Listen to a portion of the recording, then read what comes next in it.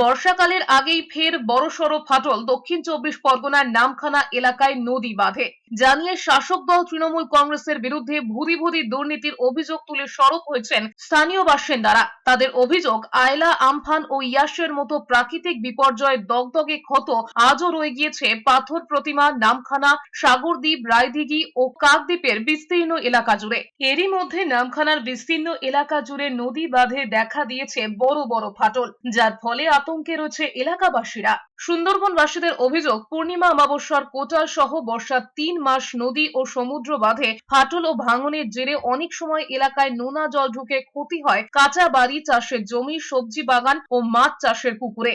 Vote এলেই বাঁধ তৈরি নিয়ে হাজারো প্রতিশ্রুতি দেয় শাসক দলের নেতারা, আর ভোট ফুরোলেই যে কে সেই। আর ভাঙন আটকাতে যে বাঁশ ও কাঠের রেলিং দিয়ে মাটির বাঁধ নির্মাণ করা হয় তা খুবই নিম্নমানের, তাতে বিশেষ কিছু কাজ হয় না। মাটির বাঁধ নির্মাণে দুর্নীতির অভিযোগ তুলে গত কয়েক বছর ধরে স্থায়ী কংক্রিটের বাঁধ তৈরির দাবি জানিয়ে আসছেন উপকূলের বাসিন্দারা, কিন্তু তাদের দাবি কেউ কোনো রকম কর্ণপাত করেনি, জানিয়ে সরব হয়েছে বিরোধীরা।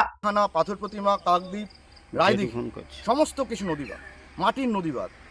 বর্ষার মরশুম, মানুষ বড় অসহায়, কোটালে জল উঠলে পড়বে, সেই জল নদীবাঁধ ভেঙে যাবে। বাঁধে মাটি দেওয়ার নাম করে লক্ষ লক্ষ টাকা দুর্নীতি করেছে তৃণমূলের তোলাবাজেরা। আমরা মানুষের কাছে যাচ্ছি, আমাদের মূল দাবি সুন্দরবনে স্থায়ী নদীবাঁধ নির্মাণ করতে হবে।